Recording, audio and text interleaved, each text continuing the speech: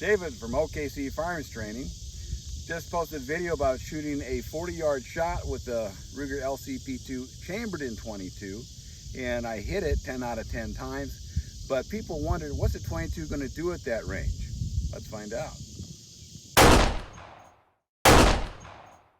I got the wood down there at 40 yards, shooting the LCP. Where the load we'll be shooting first is the Federal Punch 29 grain bullet.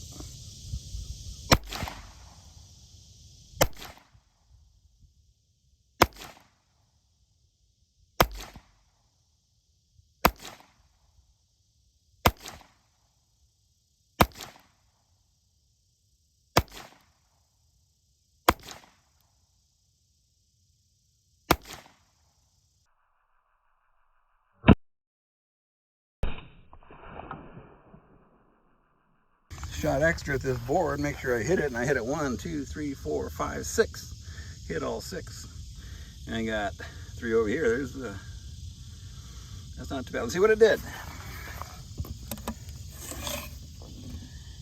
It went through. So it went through. The 29 grain bullet punch went through the 3/8 plywood, but the board went through. Got them stacked back to back to see if we'll go through both.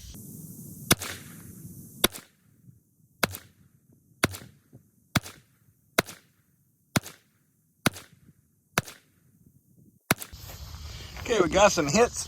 I just flipped the board around so we could tell which ones went which way. So we got that one, it went through. And let's see if it goes through here. And it did. All these exit wounds are from both layers of wood. Interesting. I think that would hurt. So from 40 yards, the .22 LCP with the punch from Federal, 29 grain bullet, goes through 2 layers of wood, and that would create a deadly wound. So I think that answers the question, what will a .22 do at 40 yards? It'll hurt, and certainly distract, and maybe even kill the guy.